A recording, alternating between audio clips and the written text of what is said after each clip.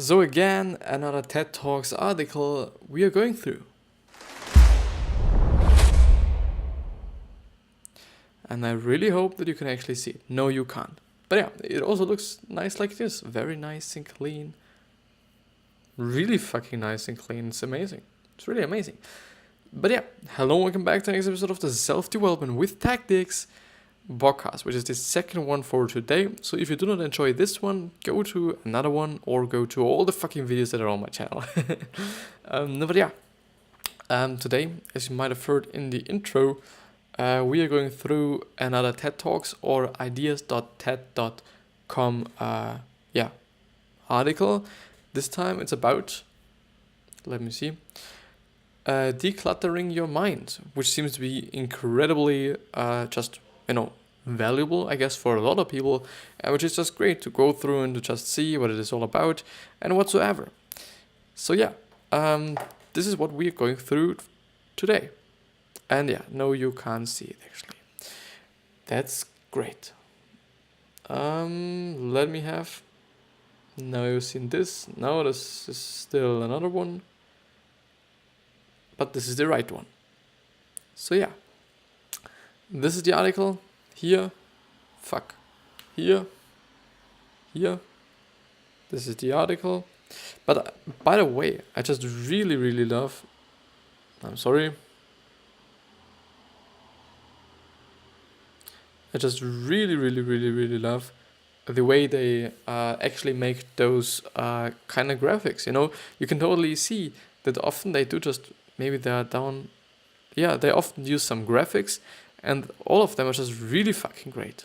Like this one. It is really great. At my point of view, at least. So yeah, I think I'm just gonna start. This is actually also one of these articles that are quite short. They are really short, which is good for me because this gives me the ability and opportunity to actually talk a little bit more about, what's going on in my head without being too stressed and too thinking about, okay, no, I'm not going to be able to finish the text and whatsoever, you know. Therefore, today I'm just going to take my time to actually talk a bit. To talk a little tiny bit. I'm actually thinking about if the color direction is a little bit too strong. I don't know. Let's let it be what it is. So, if your brain is a having mess of work and life to-dos, find some focus with these straightforward steps from writer Carol, creator of the bullet journal. I don't know the bullet journal, but it maybe is something great. I don't know. Seems to be, because if it wasn't, I actually hope that I would not have pointed it out. So this post is part of TED's How to Be a Better Human series, each of which contains a piece of helpful advice for someone or from someone in the TED community. To see all the posts, go here. So as I said, I am on the TED Ideas or ideas.ted.com website with the How to Declutter Your Mind article, which is in the We Humans section from February the 20th from 2019. If you want to just look it up yourself, or if I'm actually not going through the whole one today because of some reason that I can't think of right now, because it would just really piss me off. It really would. Because it's so extremely short and it would just really be like, okay, I'm just talking way too much. So do you ever feel like your mind is one big infinitely scrolling, incredibly cluttered to-do list? And are you always struggling to keep it updated, remember what is on it, readjusting its priorities, and delete what not longer serves you? Brooklyn-based product designer Ryder is Ryder, Carol suggests this solution to this problem. Keeping a journal. We have to externalize our thoughts to declutter our mind, he says. Holding thoughts in your mind is like trying to grasp water. It's nearly impossible, but by writing down your thoughts, we can capture them and clearly see. At my point of view, we then can just really clearly see what's going on, but then clearly so we can work with them later. It totally makes sense, you know. For me, I like to Do you see this? It's actually gotten a little bit better from yesterday, because I actually fell down while having some physical education, but it was my fault, and I was a complete motherfucker yesterday. It wasn't a good day. No, there are no bad days. There are only days that show you a lot of things, and yesterday it showed me a lot of things, or I learned a lot, whatever you want to just talk about somehow. But yeah, what did I actually want to say? It makes sense for me, at least. So at least for me, because if you really write it down, you can clearly see what's going on. You have a really clear sight of what's in your head. If you're really writing down everything, that's like, the things you have to do, or the things you have to take care of, and, whatsoever. I do think that you can just really then, can readjust what your, what your highest priorities are, what's not very necessary, and so on and so on and so on. So therefore, I would really also suggest to write things down. But I do also think that there are certain people who do just not like to write things down, and then you should not do this when you're not such a person. But if you're then still kind of complaining about you're not being able to kind of manage what you always have to do, maybe you just still try it out, even though it's not like, it's not like you, it's not in your nature, but maybe it could help you. I, by the way, hope that it is not too small. No, it should be fine. It should totally be fine.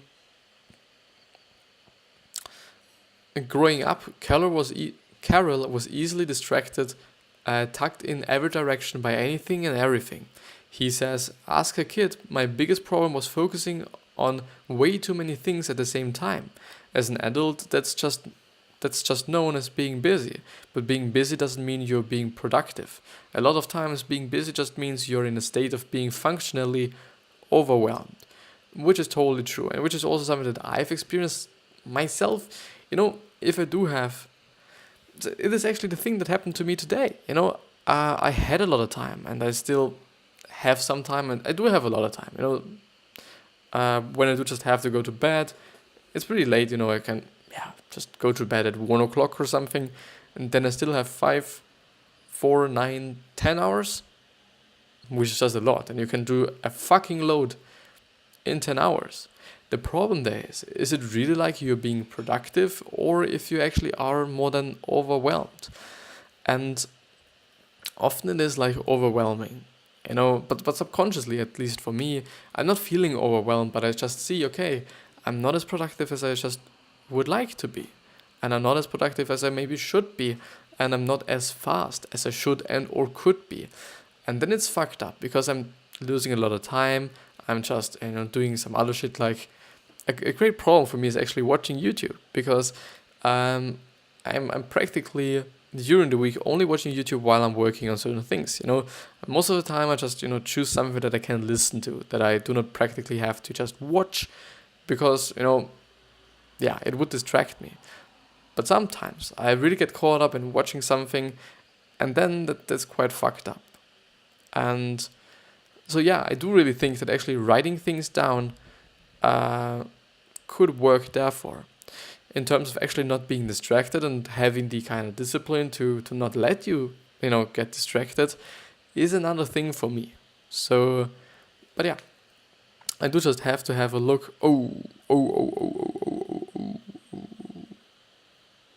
I'm gonna talk a lot about what I'm thinking today, because this article is so incredibly short. I actually was thinking about actually going through videos as well. Like, there's a video on the bottom of this article which is basically all about what they say. So quite all about this article and about the rules they are talking about, or the rules that are actually coming, as you can see on the bottom of the screen right now in the left corner. And it's basically just the video form of that. So basically the same thing as I'm doing, only that the other thing might be of a higher production value or whatsoever. And it totally is. My production value is like 0. Like, okay, my PC is fucking expensive. This is just the truth, but needed it for school, unfortunately. But the rest, it's quite. I'm doing everything on a budget. I'm doing everything as kind of as cheap as possible, really. The one and only thing that I tried in the course of this journey that I am on is $2 of Facebook advertising, because I was really interested in whether I could really reach such a lot of people as people like Gary Vee and other people are talking about, or if it's like, not a scam, but if it's like, or not only about just reaching people, but also kind of selling them something, or just reaching them with a goal. Not like, okay, I want to reach some people and this is my goal, which would be total bullshit because you're wasting a lot of time by just showing people your stuff. Like, okay, they just watch it and then they just move on, and this would then be not such a good idea and not such a good thing. But this is actually the only thing that I tried in the course of this channel, or this course of this journey, actually more, that actually cost me anything. I think that's quite it. My microphone is my phone, my PC is the PC that I'm using for school and I have anyway. The light is something I got from my girlfriend, which is incredible, and which is, I think, for sure only such a... I could actually show you. I can show you. This is, I guess, what would it be, a $5 LED light, but it is fucking bright. It really destroys your eyes. If you're just really looking at it while you're turning it on, you can just, throw your fucking eyes away. They are just destroyed. Which is great, for me at least, because I do not have to have such a big lamp anywhere or something. The quality... the quality I think is okay. The quality at my point of view is totally okay, and you can just, I think you can live with it. The audio quality is great at my point of view. For the podcast, it's doing very, very well. The video, I hope that is with the color correction. It's a little bit more, a little bit nicer to watch and or to just engage with somehow. But I just think that I should move on a little bit. So, sound familiar? What ended up helping Carol cope was writing in a paper journal. With it, he says he can easily see his goals, aspirations, and concerns, map out ways to tackle them, and understand how he's spending his time and his energy. Carol is the creator of the Bullet Journal, a hyper-organized note-taking system you may have been seeing on social media. But he says you don't have to follow that particular method to achieve peace of mind via pen or pencil and paper. Which is great. I do really like that he's actually pointing it out, like, okay, the bullet journal is something you could totally use, and it is something which is great to use, and it is a great product, but you don't have to. You could also just, take a piece of paper. It's I think more about convenience and functionality and efficiency, because, as I'm imagining, the bullet journal is something that's digital, and therefore you can just, spread it across all the devices you're having, which is great. On the other hand, having pen and paper, okay, you could also just, take it with you all the time. I think it's great, because I kind of feel like, there would have some people as well that might have been like, you cannot do it with pen and paper, and, with other software out there and apps. You can't do it. The only way you can do it is actually with our software because it's so fucking great. Or something like this, It's not like I'm demonizing it, and not like it's total bullshit and you should never ever do something like this. It makes sense, if you have a product, who the fuck wouldn't just market his own product? Like, if it is actually good. If it's bad, I understand that people actually are not kind of, marketing it. If it's really so shit that you're kind of ashamed of it. And actually presenting it would then be just so harmful for you. I do hope that there is no one actually having such a bad product. But so to start decluttering your mind of its endless to-do lists, Carol recommends grabbing a note fucking book. You know what? I have to tell you something. I could, if I would like to. This is the kind of loading cable, charging cable for the MacBook Pro. I could fucking cook an egg on it. I could if I want to. I really think it would take some time because it's not that hot at the moment, but sometimes it's really such a hot thing. And I also just have to say, our hands aren't that just that sensitive. They are like, okay, if it's cold, if it's cold, but it's not like, it's they're just very, very, I think, just great in terms of absorbing heat and freezing coldness, whatever it is called. But this is fucking hot. And if you're just taking your lower arm on it, or your wrist or something, which is quite more sensitive, it is hot. It is really hot. But yeah, so the first step is, so grab a notebook and a pen and follow these steps. The first one is create a mental inventory. So Carol says, write down the things that you need to do, the things that you should be doing, and the things that you want to do. The second one is consider why you're doing each of these things. You don't have to dive down some existential rabbit hole, he says. Just be mindful of why you're doing the things you do. We burden ourselves with unnecessary responsibilities all the time, says Carol. We are so distracted by all the things we should be doing and could be doing, but we completely forget to ask ourselves, do I even want to be doing this or those things? Do you really want to? I do think it's great. It is great that he gives you a lot of questions to think about on yourself, because in questions, as I've noticed, are incredibly important.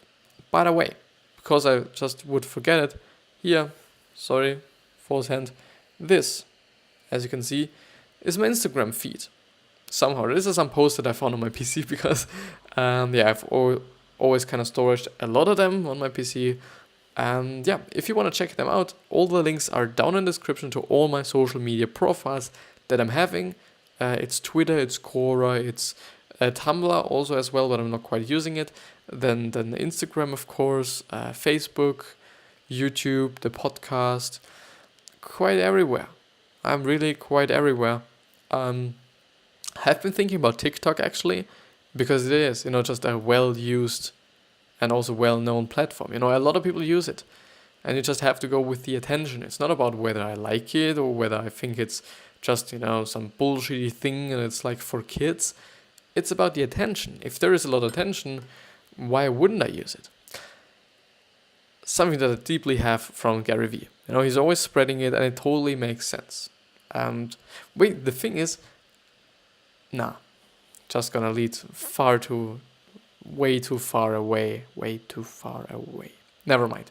So if you want to check them out, all the links are down in the description. Whether you're on the video, then they are in the description of the video. And if you're on the podcast, they are in the podcast description, or actually the episode description. I think, no, it is the podcast episode description. I'm sorry. I'm very sorry. But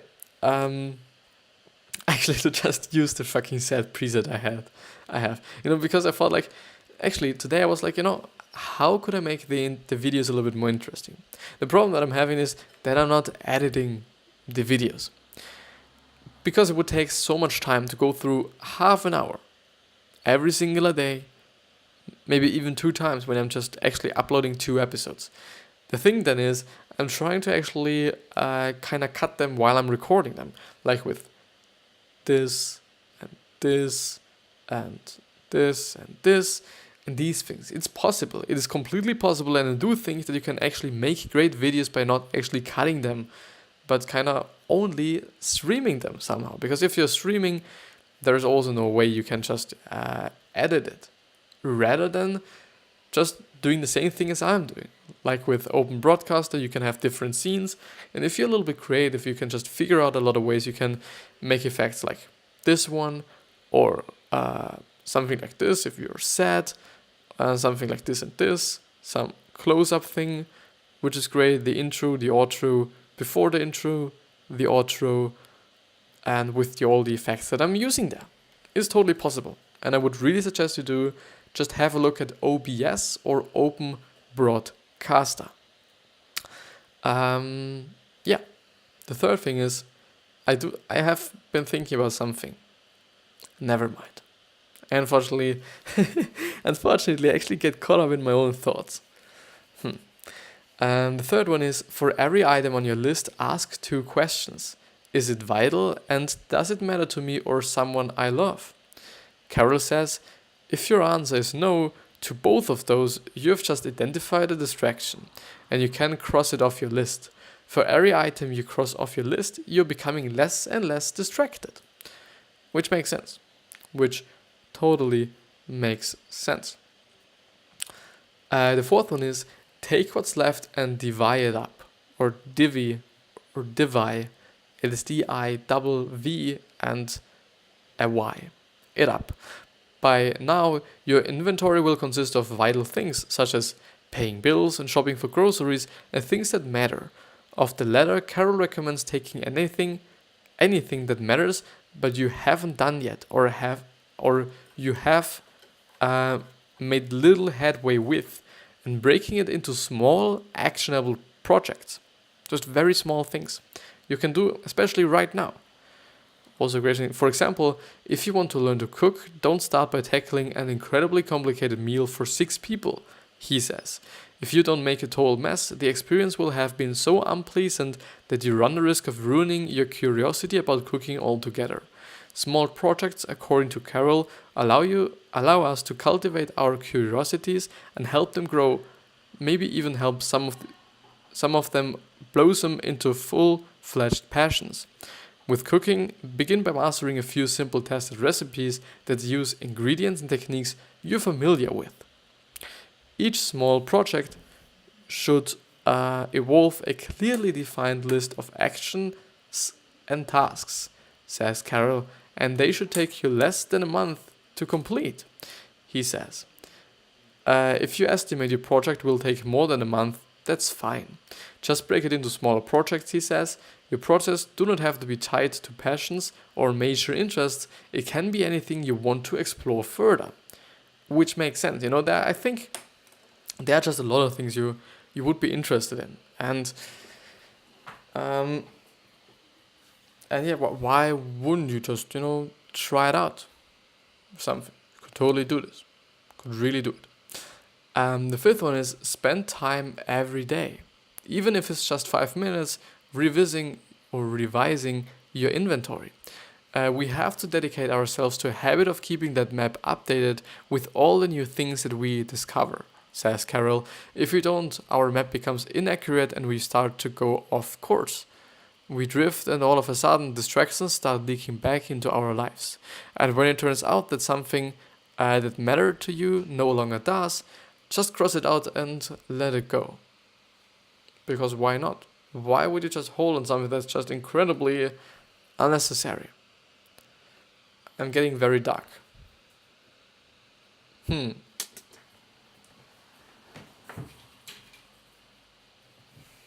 guess now it's better. A little bit at least. I really like the color correction. I really like it. I really like the way now everything is looking like. It's not like so kind of, yeah.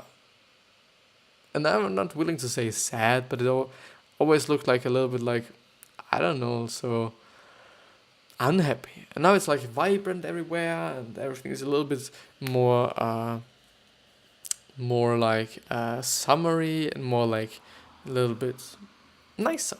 It's just more aesthetic, at my point of view at least. I like these things that he points out. What I'm seeing right there is just because I was thinking about the digital system he's using, I guess. You know what? No, I'm not looking up. Because I would maybe just lose a lot of time. I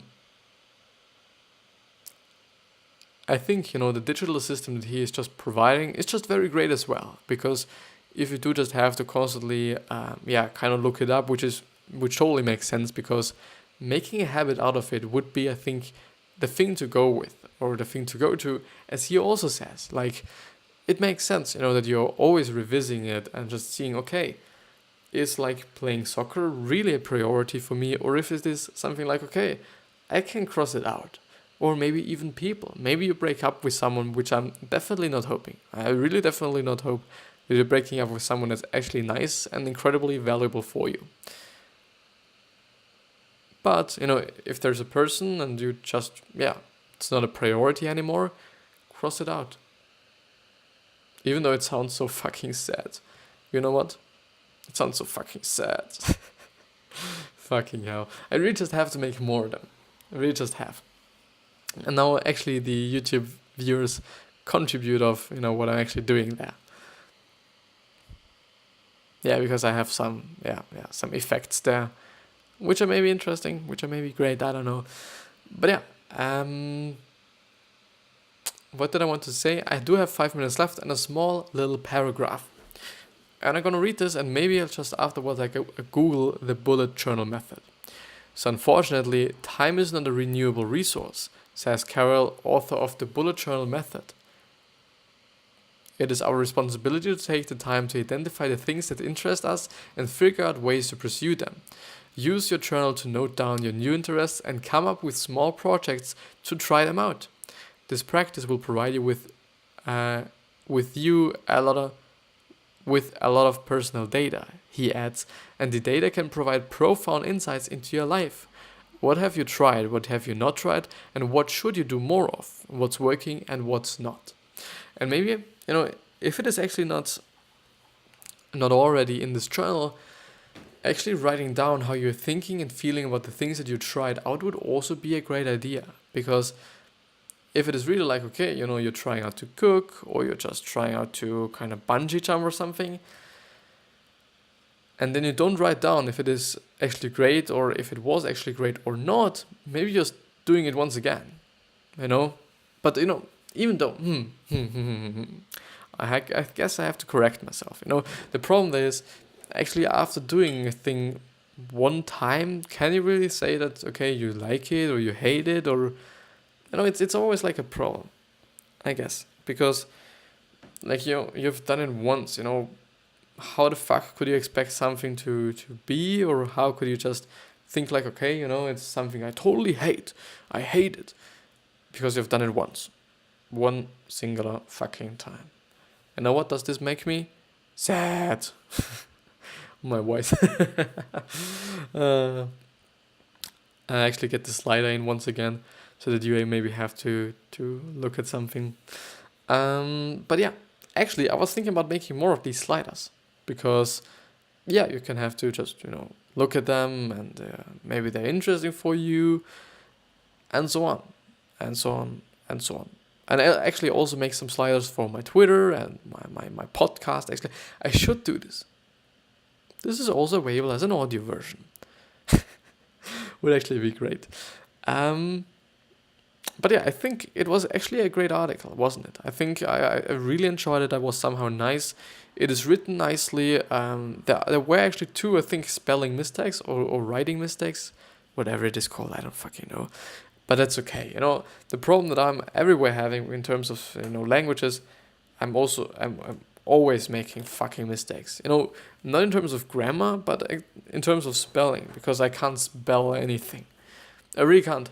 It's quite tough for me in English and also in German. In German is actually way worse, because I just do nothing in German. Everything that I'm reading, everything that I'm talking in my private time is more like English. Like, actually sometimes a little bit, I'm kind of afraid that I'm actually losing my fucking mother tongue, or that I'm not able to use it properly anymore. The thing there is, I'm still in school, and there I'm always talking in German or whatsoever, which is okay, which is fine, and which is, totally working then.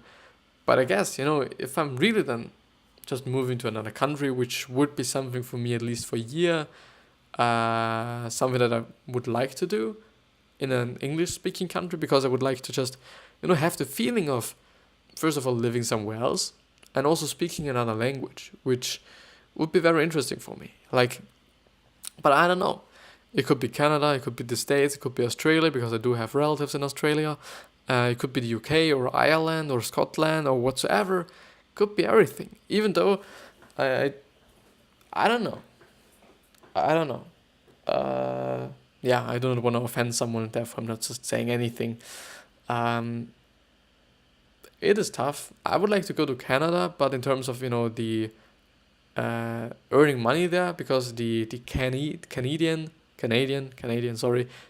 dollar actually seems to be worth less than the United States dollar, which then would be just not that good if I'm just going to a country where the money that I'm getting is actually way less worth than the country that I'm living now in, because the euro is actually pretty high.